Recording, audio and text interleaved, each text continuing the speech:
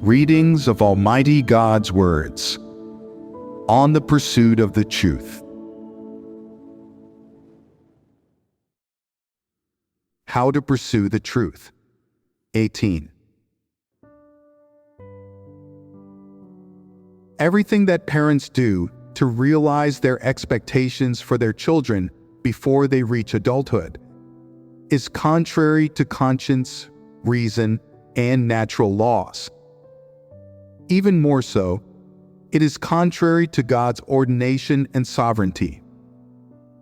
Though children do not have the ability to discern between right and wrong, or to think independently, their fates are still under God's sovereignty. They are not ruled over by their parents. Therefore, aside from having expectations for their children within their consciousness, foolish parents also carry out more actions, sacrifices, and price-paying in terms of their behavior, doing everything they want and are willing to do for their children, regardless of whether this is expending money, time, energy, or other things. Though parents do those things voluntarily, they are inhumane, and they are not the responsibilities that parents should fulfill. They have already exceeded the scope of their abilities and their proper responsibilities. Why do I say this? Because parents begin attempting to plan and control their children's futures before they reach adulthood, and also try to determine their children's futures. Isn't that foolish? For example, say that God has ordained that a man will be an ordinary worker, and in this life, he will only be able to earn some basic wages to feed and clothe himself. But his parents insist on him becoming a celebrity, a wealthy person, a high official, planning and arranging things for his future before he reaches adulthood, paying various kinds of so-called prices, attempting to control his life and future. Isn't that foolish? Though their child gets quite good grades, goes to university, learns various skills after he reaches adulthood, and has some skills, when he ultimately goes to look for work, no matter how he searches, he still ends up being an ordinary worker. At most, he gets lucky and becomes a foreman, which is already good. Ultimately, he only earns a basic salary, and he is never able to earn the salary of a high official or a wealthy person like his parents have demanded. His parents always want him to rise up in the world, to earn a lot of money, to become a high official, so that they can bask in the light along with him. They never expected that, though he performed so well at school and was so obedient, though they paid so many prices for him, and though he attended university after he grew up. In this life, he'd still be fated to be an ordinary worker. If they were able to anticipate this, they wouldn't have tormented themselves so much at the time. But can parents avoid tormenting themselves? Parents sell their houses, their land, their family possessions, and some even sell a kidney so that their children can go to famous universities. When the child doesn't agree with this, the mother says, "I have 2 kidneys. If I lose one, I'll still have another. I'm already old. I only need 1 kidney." What does her child feel after hearing this? "Even if it means that I won't go to university, I can't let you sell your kidney." And the mother says, "You won't go? You are a disobedient, unfilial child. Why am I selling my kidney? Isn't it so that you can succeed in the future?" The child feels moved after hearing this, and thinks, "Mom can go ahead and sell her kidney then. I won't let her down." In the end, the mother really does it. She trades a kidney for her child's future. And in the end, her child only becomes a worker and does not end up succeeding. So, the mother sold a kidney, and all she got in exchange was a worker. Is that appropriate? In the end, the mother sees this and says, "You're just fated to be a worker. If I'd known that earlier, I wouldn't have sold a kidney to send you to university. You could have just gone ahead and become a worker, right? What was the point of you attending university?" It's too late. Who made her act so foolishly back then? Who made her enjoy the idea of her child becoming a high official and earning a lot of money? She was blinded by greed. She deserved this. She paid so many prices for her child, but does her child owe her anything? No, she paid those prices willingly, and she got what she deserved. Even if she'd sold 2 kidneys, it would have been voluntary. To send their children to prestigious universities.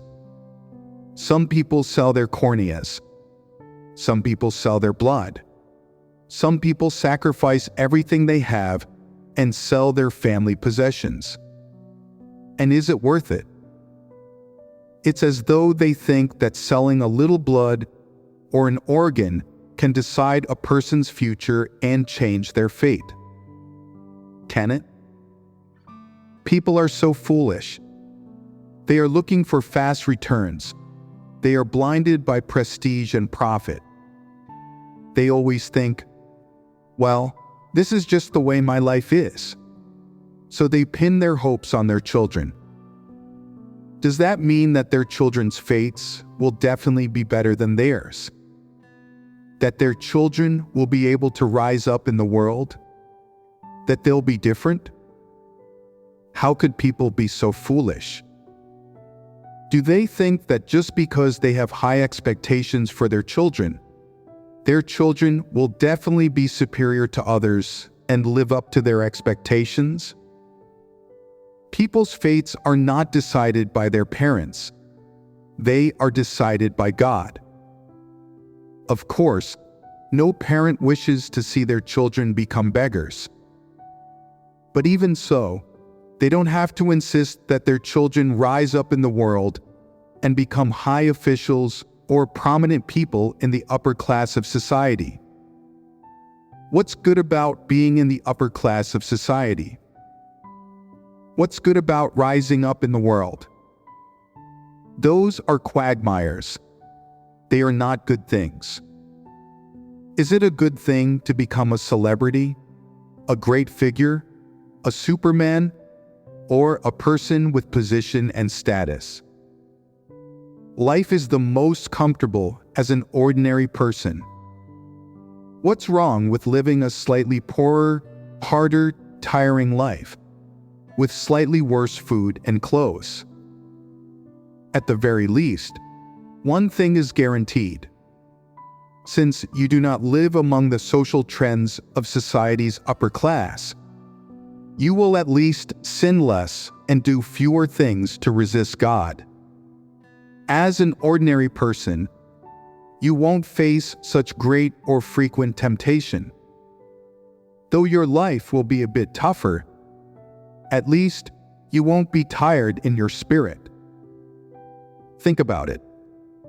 As a worker, all you need to worry about is making sure that you can eat 3 meals a day.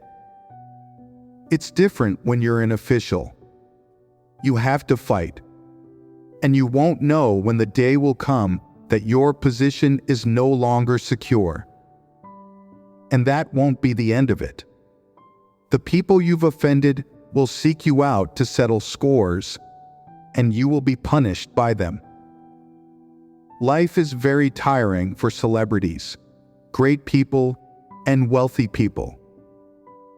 Wealthy people are always afraid that they won't be so wealthy in the future, and that they won't be able to go on if that happens. Celebrities always worry that their halos will disappear, and they always want to protect their halos, fearing that they will be cast out by this era and the trends. Their lives are so tiring.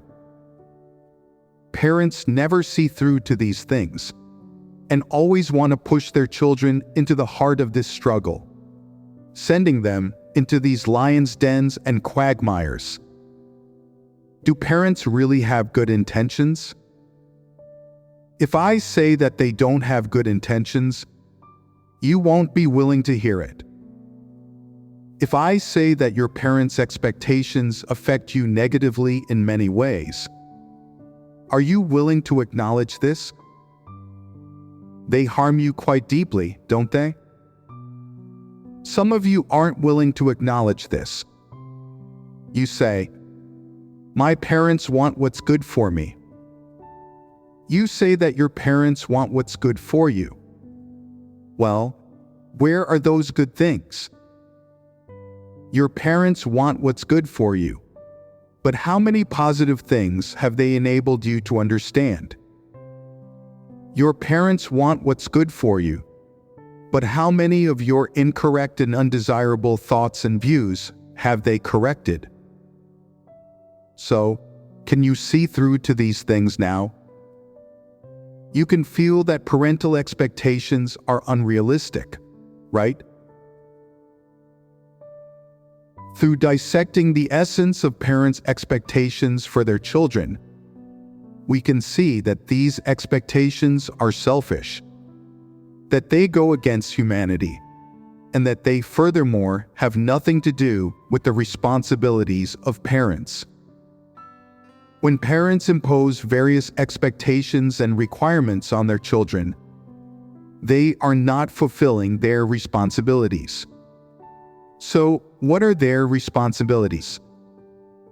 The most basic responsibilities that parents ought to fulfill are teaching their children to speak, instructing them to be kind-hearted and to not be bad people, and guiding them in a positive direction. These are their most basic responsibilities.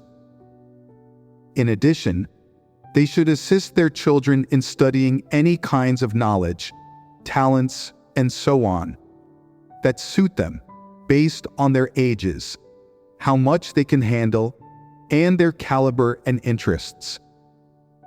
Slightly better parents will help their children understand that people are created by God, and that God exists in this universe, leading their children to pray and read God's words, telling them some stories from the Bible, and hoping that they will follow God and perform the duty of a created being after they grow up, rather than chasing worldly trends, getting trapped within various complicated interpersonal relationships, and being devastated by the various trends of this world and society. The responsibilities that parents ought to fulfill have nothing to do with their expectations.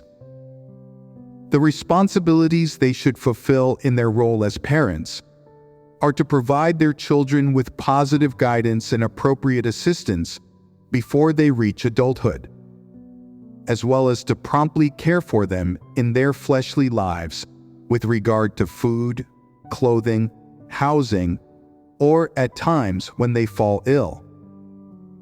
If their children become sick, parents should treat whatever illness needs to be treated.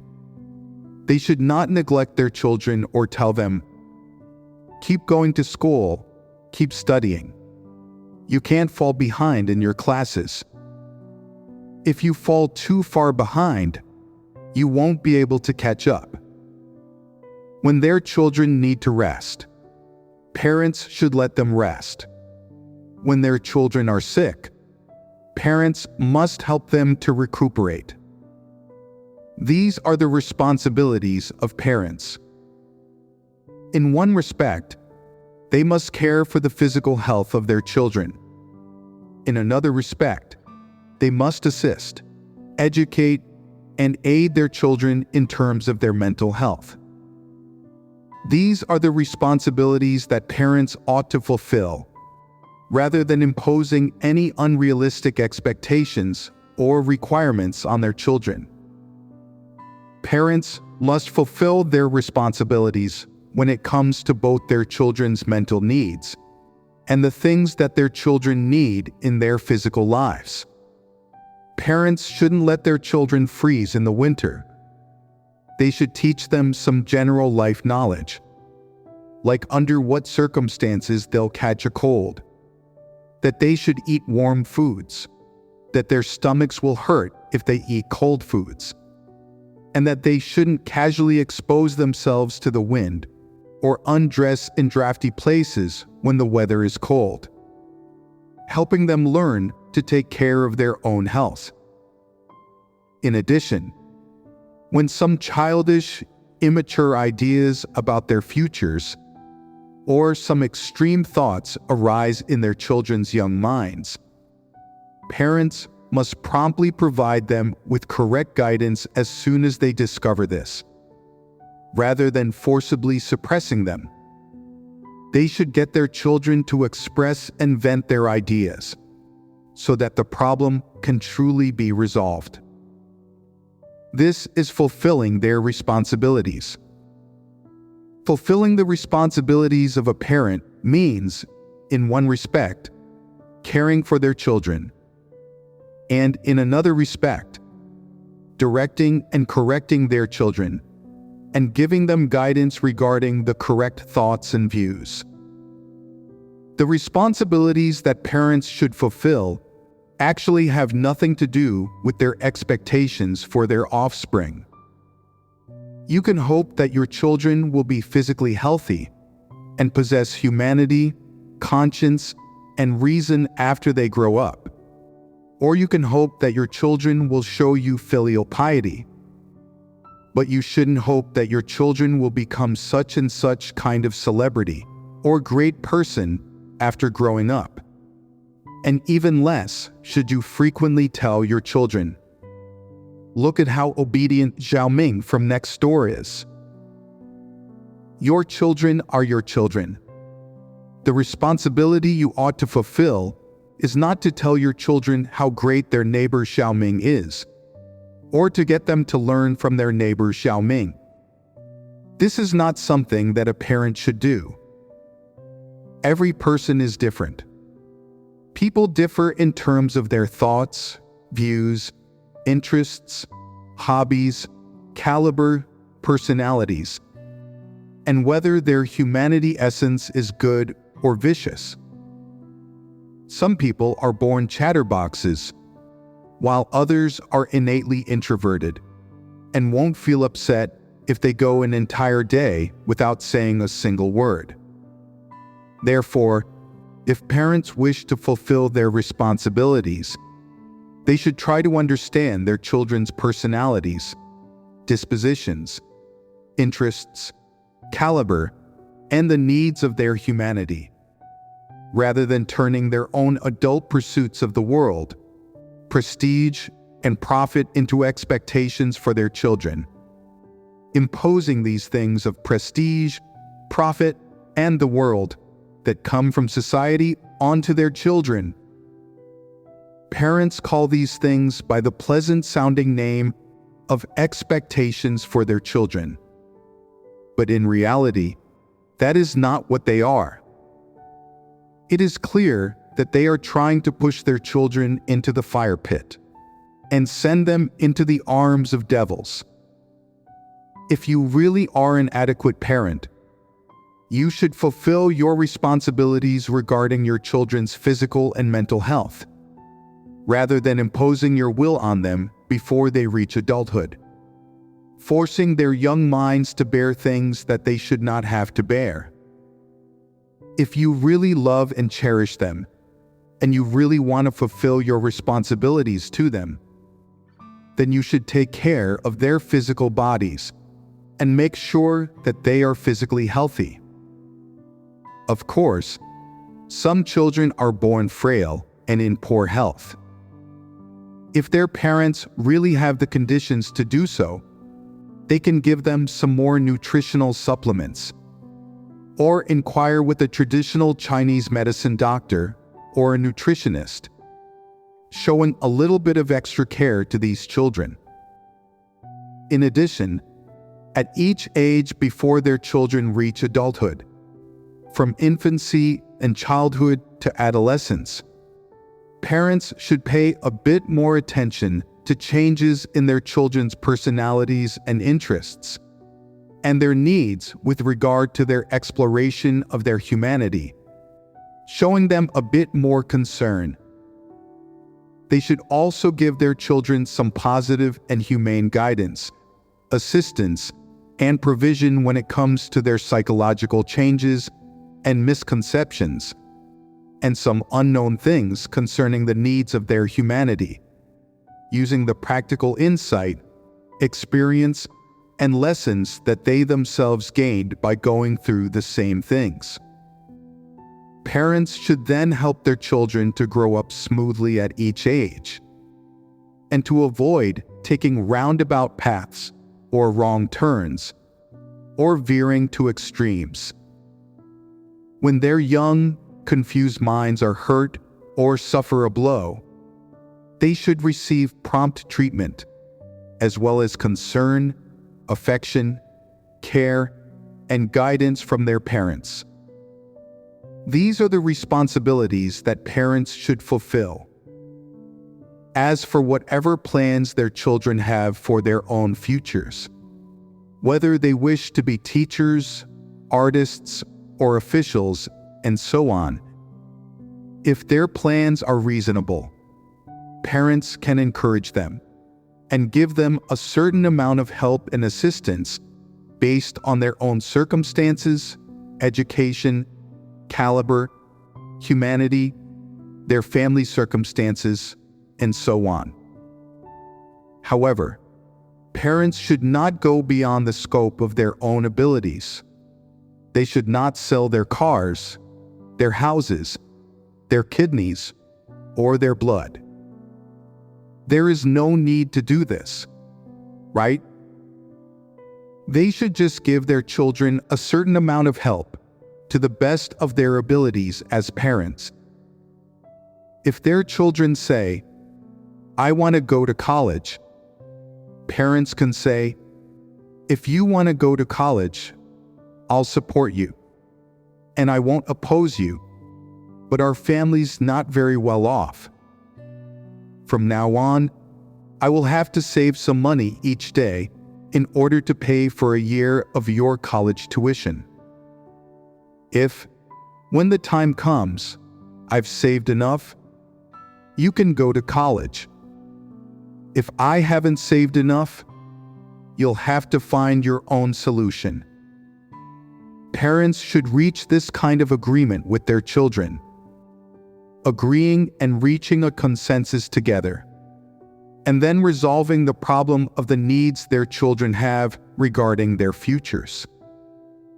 Of course, if parents cannot realize the plans and intentions that their children have for their futures, they do not need to feel guilty, thinking, "I've let down my children.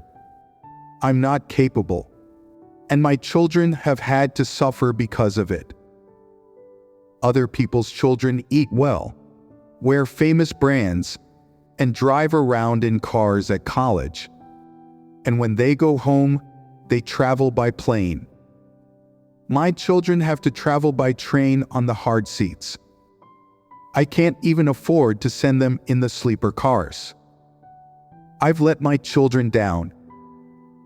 They do not need to feel guilty. These are their circumstances. And even if they sold a kidney, they wouldn't be able to provide those things. So they should accept their fate. God orchestrated this kind of environment for them. So these parents do not need to feel guilty toward their children in any way, saying, "I've let you down. If you don't show us filial piety in the future, I won't complain. We're incompetent, and we haven't provided you with a good living environment. There's no need for them to say this. Parents just need to fulfill their responsibilities with clear consciences, doing everything they can, and enabling their children to be healthy in both body and mind. That's enough. Health here just means parents doing their utmost to make sure their children have positive thoughts, as well as active, upward-facing, and optimistic thoughts and attitudes toward their daily lives and existences. When something upsets them, children should not throw tantrums, attempt suicide, cause trouble for their parents, or scold their parents for being incapable good-for-nothings who aren't able to earn money, saying, "Look at other people's parents. They drive nice cars, live in mansions, they go on luxury cruise ships, and take trips to Europe. Now look at us. We've never even left our hometown or taken the high-speed rail." If they do throw tantrums like this, how should you respond? You should say, "You're right. That's how incompetent we are. You were born into this family, and you should accept your fate. If you're capable, then you can earn money yourself in the future. Don't be rude to us, and don't demand that we do things for you. We have already fulfilled our responsibilities to you, and we don't owe you anything. One day in the future, you'll become a parent, and you'll have to do this too." When they have children of their own, they'll learn that it's not so easy for parents to earn money to support themselves and everyone in their family, both young and old. In sum, you should teach them some principles about how to comport themselves. If your children can accept it, you should fellowship with them on believing in God and walking the path of pursuing the truth to achieve salvation, as well as some of the correct thoughts and views that you have understood from God. If your children are willing to accept God's work and believe in God along with you, that's even better. If your children don't have this kind of need, then it's enough for you to just fulfill your responsibilities to them. You don't need to keep rambling on about or bringing up some words and doctrines concerning belief in God to preach to them. There is no need to do this. Even if your children don't believe, as long as they support you, you can still be good friends and talk about and discuss anything together. You should not become enemies or feel resentment toward them. There is a blood tie between you after all. If your children are willing to fulfill their responsibilities toward you, to show you filial piety, and to obey you, then you can maintain your family relationship with them and interact with them normally. You do not need to constantly curse or scold your children because they have different opinions and views from yours regarding faith. There is no need to do that. You do not need to become hot-headed or think that your children not believing in God is a huge matter, as if you've lost your life and soul. It's not that serious. If they don't believe, then naturally they have their own paths that they have chosen to walk. You also have a path that you should walk and a duty you should perform, and these things have nothing to do with your children. If your children don't believe, you do not need to insist on it. It may be that the right time hasn't come, or that God has simply not chosen them. If God has simply not chosen them, and you insist on forcing them to believe, then you are ignorant and rebellious. Of course, if God has chosen them, but the right time hasn't arrived, and you demand that they believe now, it'll be a little too soon. If God wishes to act, no person can escape his sovereignty. If God has arranged for your children to believe, then he can achieve this in a word or in a thought. If God hasn't arranged for them to believe, they will not be moved. And if they are not moved, then no matter how much you talk, it will be of no use. If your children do not believe, you are not indebted to them. If your children do believe, this is not a credit to you. Isn't that the case? Regardless of whether you have common goals with your children regarding faith, or if you are like-minded in this regard, in any case, you just need to fulfill your responsibilities to them. If you have fulfilled these responsibilities, this doesn't mean that you have shown them a kindness. And if your children do not believe, this does not mean that you are indebted to them, because you have fulfilled your responsibilities, and that's the end of that. Your relationship remains unchanged, and you can continue interacting with your children as you did before. When your children encounter difficulties, you should help them as much as you are able to. If you have the material conditions to help your children, you should. If you are able to correct your children's thoughts and views on a psychological or mental level, and give them a certain amount of guidance and help, enabling them to emerge from their dilemmas, then that is quite good.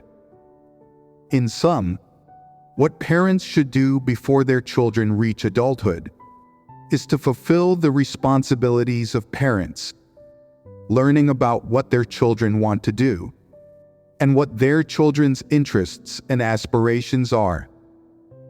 If their children want to kill people, to set fire to things, and to commit crimes, then their parents should seriously discipline them or even punish them. But if they are obedient children and no different from any other ordinary children, and they behave themselves at school, doing whatever their parents tell them to, then their parents just need to fulfill their responsibilities to them. Aside from fulfilling their responsibilities, those so-called expectations, requirements, and thinking about their futures are all superfluous. Why do I say that they are superfluous? Every person's fate is ordained by God, and it cannot be decided by their parents. Whatever expectations parents have for their children, it is impossible that they will all be realized in the future. These expectations cannot determine their children's futures or their lives. No matter how great parents' expectations for their children are, or how big the sacrifices or prices they offer up for those expectations are, all of it is in vain. These things cannot influence their children's futures or lives. Therefore, parents shouldn't do foolish things. They should not make needless sacrifices for their children before they reach adulthood. And naturally, they shouldn't feel so stressed about this. Raising children is about a parent learning while also gaining various kinds of experience by going through different environments, and then gradually enabling their children to reap benefits from them. That's all parents need to do. As for children's futures and future life paths, these things have nothing to do with their parents' expectations. That is to say, your parents' expectations cannot decide your future. It is not as if your parents having high expectations for you, or expecting great things from you, means that you will be able to prosper and live well. And it is not as if your parents not having expectations for you means that you'll become a beggar. There is no necessary relationship between these things. Tell me, are these topics that I've fellowshipped on easy to understand? Is it easy for people to accomplish these things? Are they difficult? Parents just need to fulfill their responsibilities to their children, bring them up, and raise them into adults. They don't need to raise their children into talented individuals. Is this easy to achieve? This is an easy thing to do. You do not need to bear any responsibility for your children's futures or lives, or develop any plans for them, or presuppose what kind of people they'll become, what kind of lives they'll have in the future, what social circles they'll be found in later on, how their quality of life will be in this world in the future, or what kind of status they'll have among people. You don't have to presuppose or control these things. You just have to simply fulfill your responsibilities as a parent. It's as easy as that. When your children reach school age, you should find a school and enroll them there. Pay for their tuition when it is needed, and pay for whatever they need in school. It's enough to just fulfill these responsibilities. When it comes to what they eat and wear throughout the year, you just need to take care of their physical bodies based on the circumstances. Don't allow an uncured illness to remain within them during the period before they reach adulthood, when they don't understand how to care for their own bodies. Promptly correct their flaws and bad habits. Help them to develop good life habits, and then counsel and guide their minds, and ensure that they do not veer to extremes. If they like some evil things in the world, but you can see that they are good children, and that they have just been influenced by the evil trends of the world, you should promptly correct them and help them to fix their flaws and bad habits. These are the responsibilities that parents ought to fulfill and the functions that they ought to serve. Parents should not push their children toward the trends of society, and they should not make their children bear various kinds of pressure too early on that only adults need to bear when they still haven't reached adulthood. Parents should not do these things. These are such simple things to achieve, but some people cannot accomplish them, because those people cannot let go of their pursuit of worldly prestige and profit, or the world's evil trends, and because they are afraid of being cast out by the world before their children reach adulthood. They make them assimilate into society very early and adapt to society very quickly on a mental level. If children have parents like these, they're out of luck. No matter the methods or pretexts by which their parents love, cherish, and pay prices for them, for children of families like these, those are not necessarily good things. It could even be said that they are kinds of disasters. This is because, behind their parental expectations, what those parents bring upon their children's young minds is devastation. Or, in other words, the expectations of those parents are not, in fact, really about their children having healthy minds and bodies. They are just expectations that their children will be able to establish themselves in society and avoid being cast out by society. The aim of their expectations is for their children to live the good life, or to be superior to other people, to avoid becoming beggars, to avoid being discriminated against or bullied by other people, and to assimilate into evil trends and evil groups of people. Are these good things? No. Therefore, you do not need to take these kinds of parental expectations to heart. If your parents once held these kinds of expectations for you, or if they paid many prices to realize their expectations for you, so you feel indebted to them, and intend to use your whole life to repay the prices they've paid for you. If you have this kind of idea and desire, you should let go of it today. You do not owe them anything.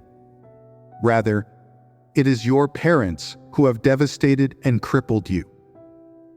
Not only have they failed to fulfill their responsibilities as parents, on the contrary, they have hurt you, inflicted various injuries on your young mind, and left behind a wide range of negative memories and imprints.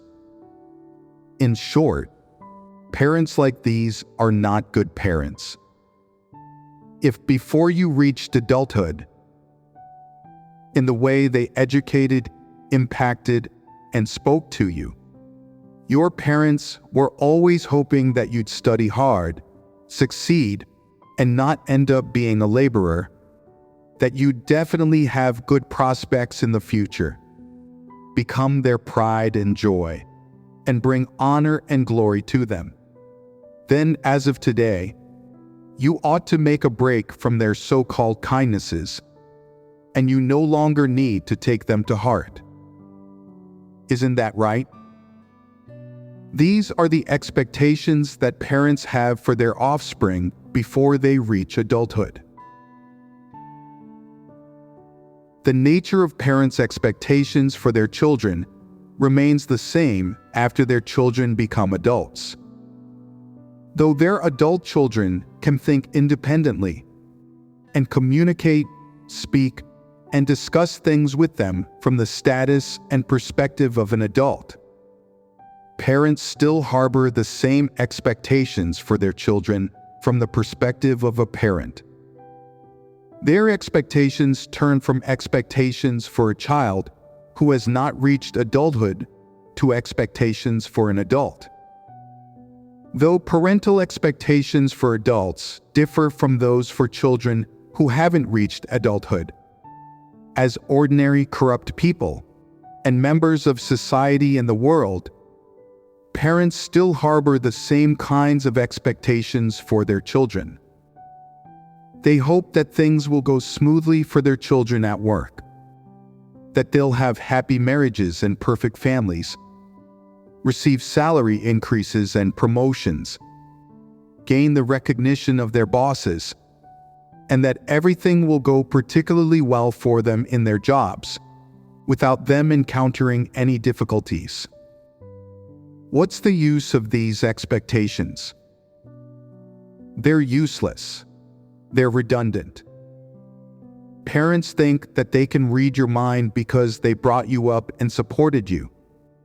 And consequently, they believe that they know everything about what you're thinking, what you want, and what your personality is like, even though you're an adult now. And even though you're an independent adult, and you can make money to support yourself, they feel that they can still control you, and that they still have a right to speak, get involved, decide, interfere, or even dominate when it comes to anything about you. That is, they think that they can have the final say. For example, when it comes to marriage, if you are dating someone, your parents will immediately say, "That's no good. She doesn't have the same level of education as you. She's not very good looking. And her family lives in the countryside." After you marry her, her relatives from the countryside will come in a big group. They won't know how to use the bathroom, and they'll make everything filthy. That definitely won't be a good life for you.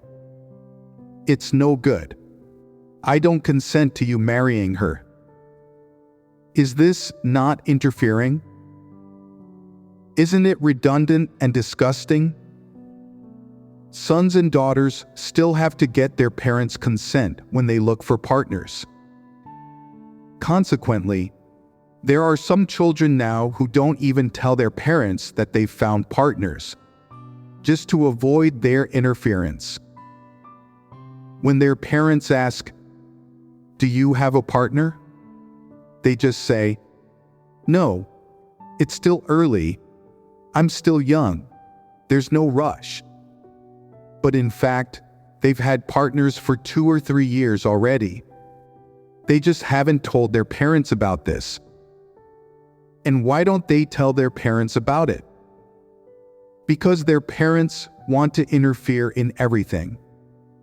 They're very fussy, so they don't tell them about their partners.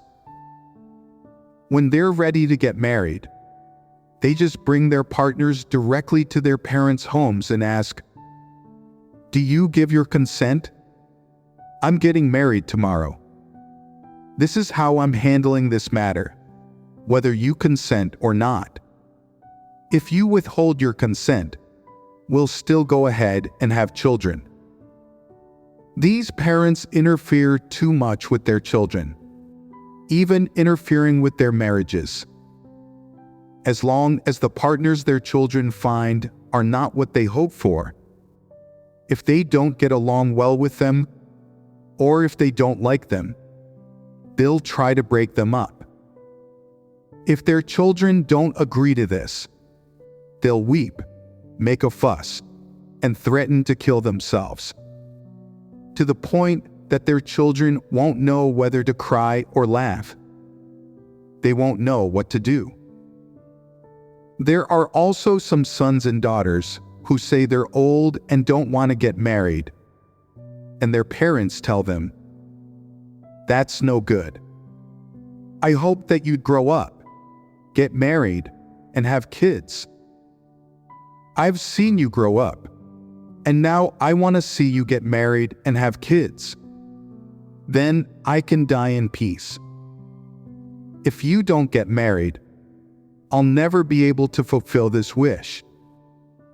I won't be able to die, and if I do, I won't die in peace. You must get married. Hurry up and find a partner. It's even all right if you just find a temporary partner, and let me have a look at them." Isn't this interfering? When it comes to their adult children choosing marriage partners, parents can give suitable advice. They can prompt their children or help to check their partners out, but they should not interfere. They should not help their children decide. Their children have their own feelings about whether they like their partners, whether they get along well, whether they have similar interests, and whether they will be happy together in the future. Parents do not necessarily know these things, and even if they do, they can only make suggestions. They must not flagrantly obstruct or seriously interfere with this. There are even some parents who say, "When my son or daughter finds a partner, they must be of equal social standing to my family. If they are not, and they have some motives regarding my son or daughter, then I won't let them marry. I'll have to disrupt their plans. If they want to enter my house, I won't let them." Is this expectation appropriate? Is it rational? This is a significant matter in their children's lives. It's irrational for parents to interfere in it. But from these parents' perspective, there is even more cause to interfere in the significant matters of their children's lives. If their children casually find friends of the opposite sex to talk to, they won't interfere. But if it has to do with the great matter of marriage, they'll think that they must interfere.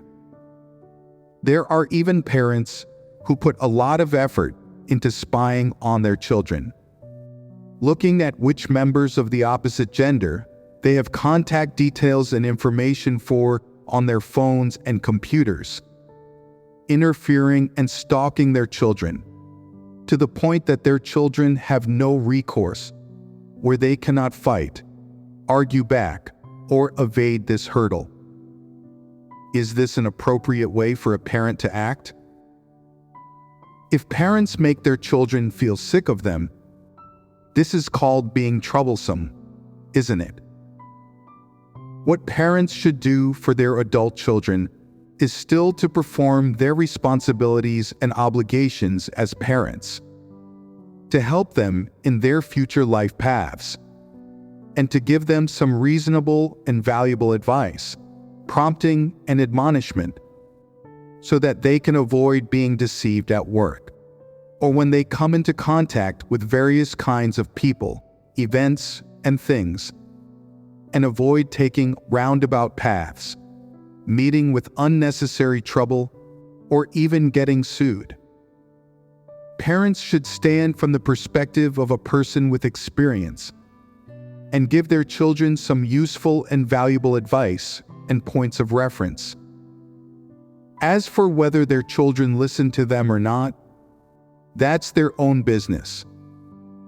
What parents ought to do is just to fulfill their responsibilities.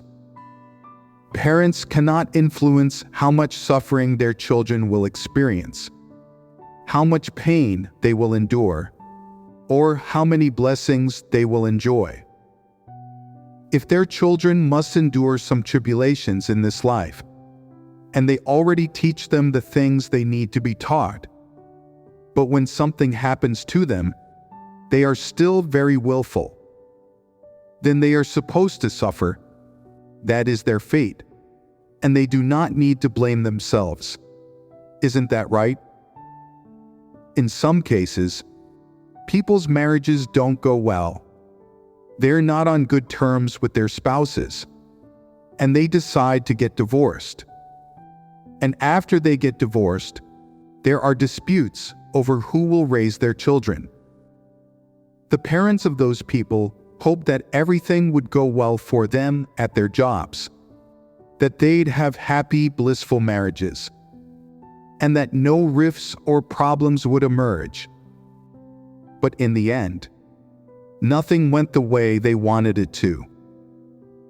Consequently, these parents worry about their children, crying, complaining to their neighbors about it, and helping their sons or daughters to find lawyers to fight for custody of their own children. There are even some parents who see that their daughters have been wronged and stand up to fight on their behalf, going to their husbands' houses and shouting, "Why did you wrong my daughter like this? I'm not going to let this insult slide." They even bring their extended families with them to vent anger on their daughter's behalf, and this comes to blows. As a result, they cause a huge scene. If the whole family hadn't come to make a fuss, and the tensions between the husband and wife had slowly diffused, then after they had calmed down, they probably wouldn't have gotten divorced. But because these parents made a fuss, it turned into a huge thing. Their broken marriage couldn't be fixed, and a rift formed. In the end, they made so much of a fuss that their children's marriages didn't go smoothly. And these parents had to worry about this too. Tell me, was this worth the trouble? What was the use of them getting involved in those things? Whether it has to do with their children's marriages or work, parents all think that they have a great responsibility. I have to get involved. I need to track and observe this matter closely. They observe whether their children's marriages are happy or not, whether there are any problems in terms of their affections, and whether their sons or sons-in-law are having affairs. Some parents meddle with, criticize, or even come up with schemes regarding various aspects of their children's lives in order to satisfy an expectation they have for their children's marriages or various other things. And this seriously impacts the normal order of their children's lives and work. Aren't parents like this detestable? There are even some parents who get involved in their children's lifestyles and life habits. And when they have nothing to do, they go to their children's houses to see how their daughters-in-law are doing, to check whether they're secretly sending gifts or money to their own families, or if they're hooking up with other men. Their children find these actions really repulsive and loathsome. If parents go on like this, their children will feel that it is loathsome and repulsive. So it is very clear that these actions are irrational. Of course, if we look at this from another perspective, these actions are also immoral and lacking in humanity. No matter what kind of expectations parents have for their children, after they reach adulthood, parents should not get involved in their living or work circles or their families, and even less should they try to interfere with or control the different aspects of their lives. There are even some parents who really love money, and they say to their children, "To make more money quickly, you'll need to scale up your business. Look at so-and-so's kid. They expanded their business. They turned their little shop into a big one. And they turned that big shop into a franchise. And now their parents get to eat and drink well along with them. You have to earn more money. Earn more money and open more shops. Then we can bask in your glory together." Regardless of their children's difficulties or wishes, they just want to satisfy their own preferences and selfish desires. They just want to use their children to earn a lot of money in order to achieve their goal of enjoying fleshly pleasures. These are all things that parents shouldn't do. These things are immoral and lacking in humanity, and such parents are not fulfilling their responsibilities. This is not the attitude that parents should have toward their adult children. Instead, these parents are taking advantage of their seniority, interfering with their adult children's lives, work, marriages, and so on, under the guise of showing responsibility toward their children. Regardless of how capable one's adult children are, what their caliber is like, what kind of status they have in society, or what their income may be, this is the fate that God has set for them. It is under God's sovereignty. Parents should not interfere with what kind of lives their children live, unless they are not walking the right path, or they are breaking the law, in which case parents should discipline them strictly. But under normal circumstances, where these adults are in their right minds and have the ability to live and survive independently, their parents should back off because their children are already adults. If their children have just become adults and they are 20 or 21 years old, and they still don't know about the various complex situations in society or how to conduct themselves in life, and they don't understand how to socialize, and they have poor survival skills, then these parents should give them some appropriate assistance, enabling them to gradually transition to the point where they can live independently. This is called fulfilling their responsibility. But as soon as they have put their children on the right track, and their children have the ability to survive independently, these parents should withdraw. They shouldn't continue to treat their children as though they are not yet adults, or as though they are mentally deficient. They shouldn't have any unrealistic expectations of their children, or interfere with their children's private lives, or their attitudes, viewpoints, and actions regarding work, family, marriage, people, and events, under the guise of having any expectations for them. If they do any of those things, they are not fulfilling their responsibilities.